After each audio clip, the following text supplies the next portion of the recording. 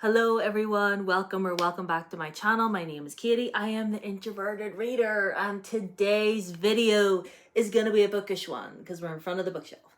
So as you see by the title, we are doing the Brooklyn Nine-Nine book tag. I did not know that this existed. I didn't. Because I love Brooklyn Nine-Nine. I'm rewatching it at the moment. I've watched and rewatched quite a few times now. And like, it is the most wholesome, the most funny, just best show ever.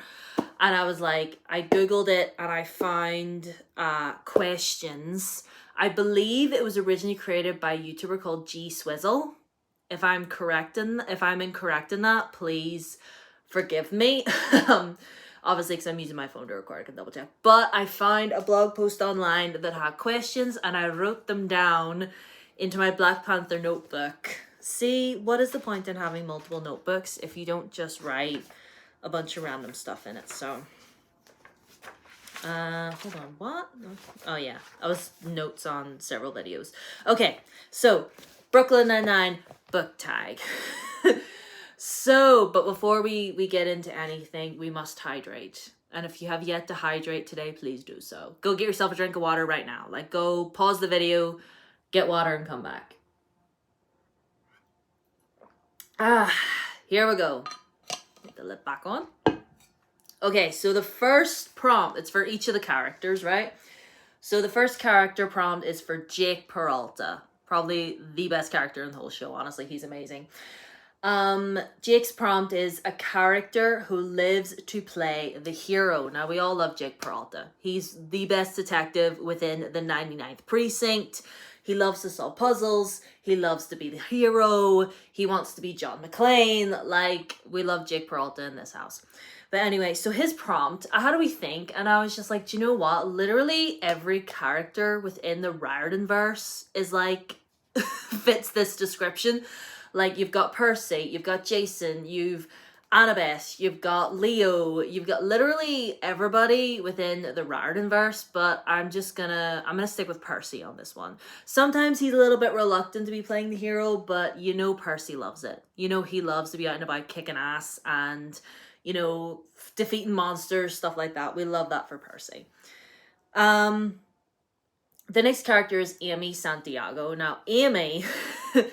Amy is very by the book character within the 9-9, and like she's one of the like 2 or 3 only women within like the whole precinct, you know, one of the female detectives, and it's very hard for her to get noticed, but she is definitely an inspiration to so many.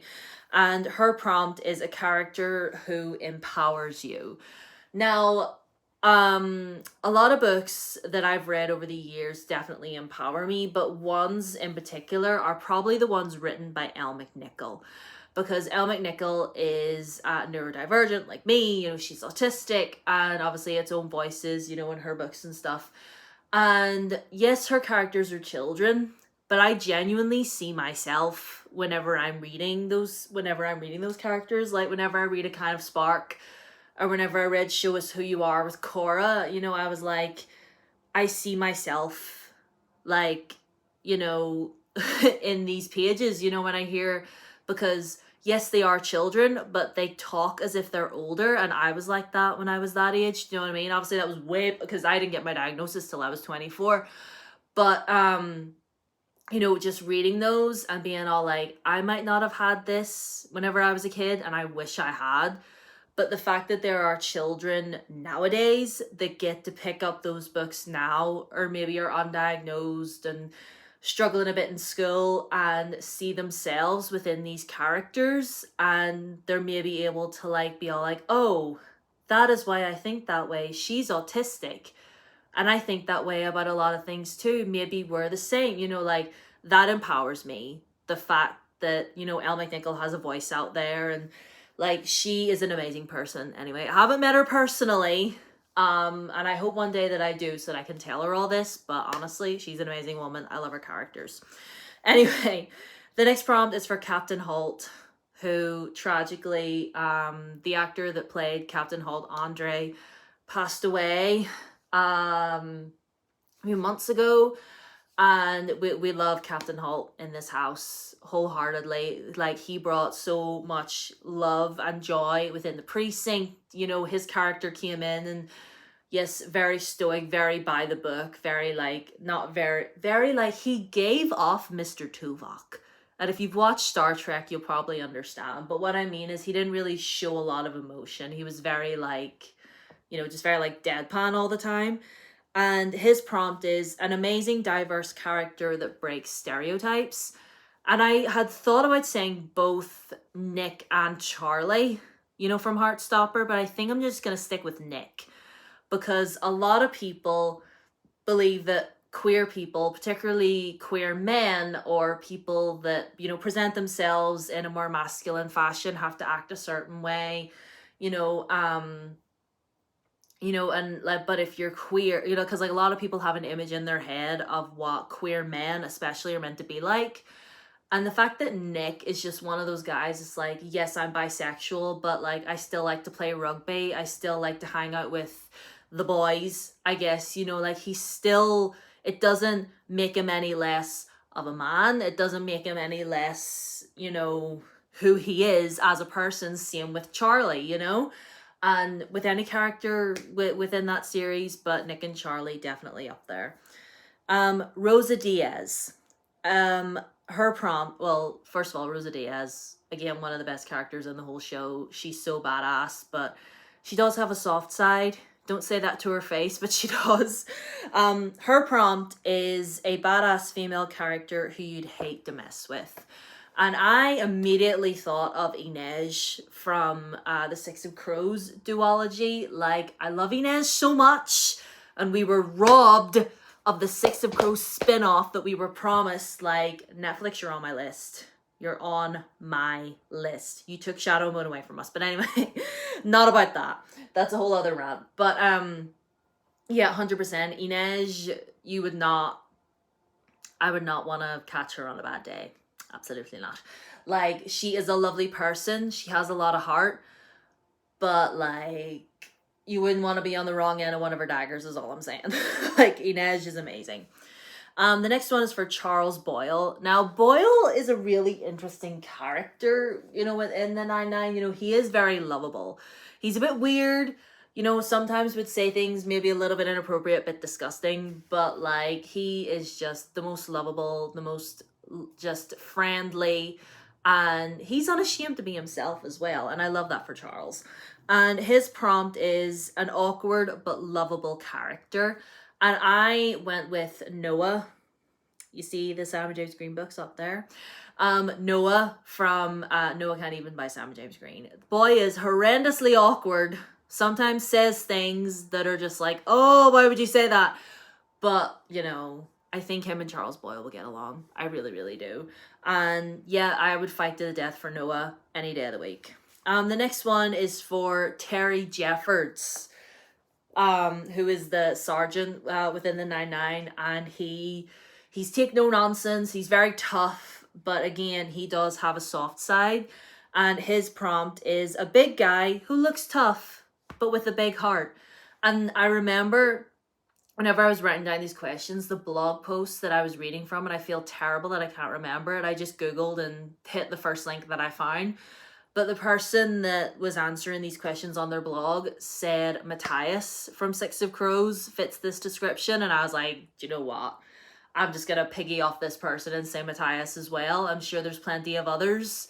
But yeah, absolutely. Matthias is that boy. We love Matthias in this house. And again, he's meant to be this big, strong, stoic warrior, you know, to, you know, like dedicating his life to the cause and doing what's right and stuff like that. And but he is just, we love Matthias. He's just wonderful.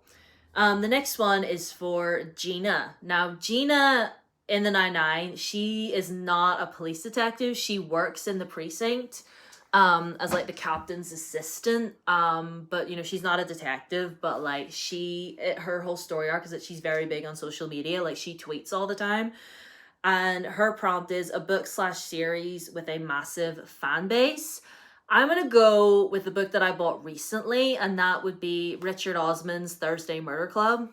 I haven't read it yet, obviously, like I just said, but I see so many people reading that series or reading that book and just being blown away by it. Like I watched, I remember watching a Katie Coulson reading vlog a while ago, and she was reading, I think, the third one or the fourth one, I think, and like she was just like sobbing her heart out, like full on sobbing. And at first I was like, oh, I don't know, like, is it gonna be for me? But then I find it in the works for like £3, and I was like, you know what, this is mine now, and it's out there on my shelf, and I will be reading it very soon, don't worry.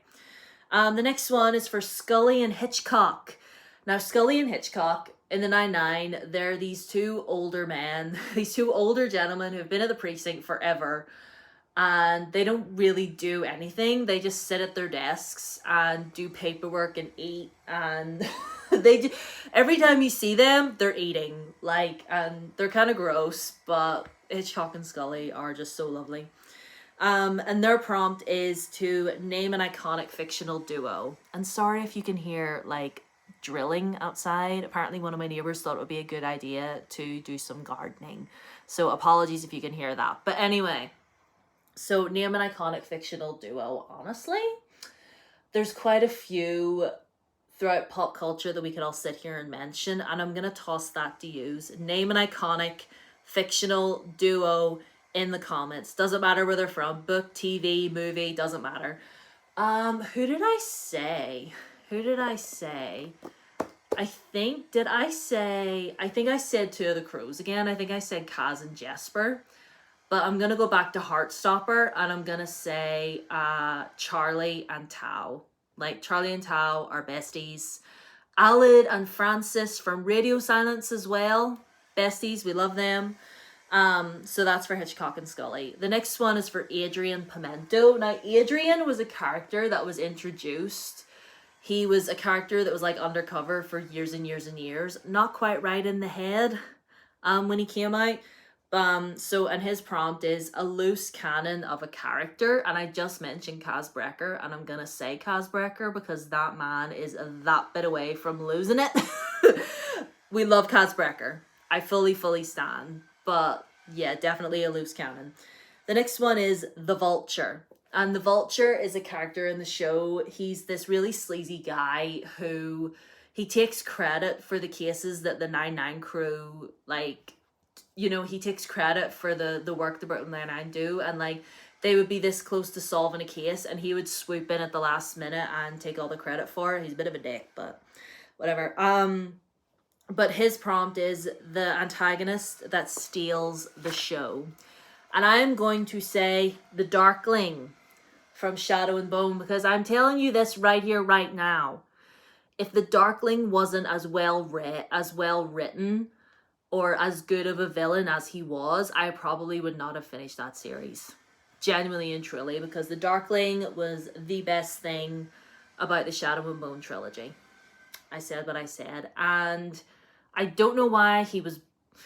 Do you know what? I'm not even going to finish that sentence, because if you haven't read Wool of Wolves, like, that would be a spoiler. But if you know, you know. Okay? I'm mad. Anyway, so that's that. The next one is Doug Judy, aka the Pontiac Bandit. Now, this was an interesting character in the show because he was a car thief. He only stole Pontiacs. I don't even know what a Pontiac really looks like, but whatever.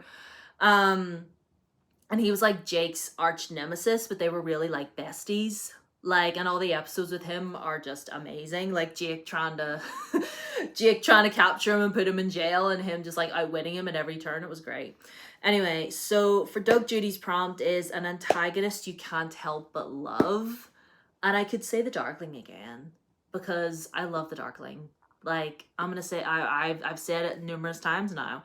But to go back even further and name a character that is from an OG series, and I'm not apologizing for this, Valentine Morgenstern from the Mortal Instruments. Probably, again, he is best in the books. The adaptations tried. They didn't try hard enough. But yeah, Valentine Morgenstern, but only in the books. We only acknowledge that version of him in the books. Okay, so anyway, that is it for the Brooklyn Nine-Nine book tag. I hope you enjoyed. I hope you're all having a good day. You know, like I said, let me know some iconic fictional duos in the comments. Answer any of these questions if you feel the need. Do you watch Brooklyn Nine-Nine? Who is your favorite character? What's your favorite episode? Let me know. I think my favorite episode is The Box. Yeah, my favorite episode is probably The Box and all of the Halloween heist episodes. So yeah, let me know all of that in the comments. Give this a thumbs up so the algorithm knows you like me. Subscribe if you have not already. Ring the bell. All my socials are down below: Twitter, Instagram, and TikTok.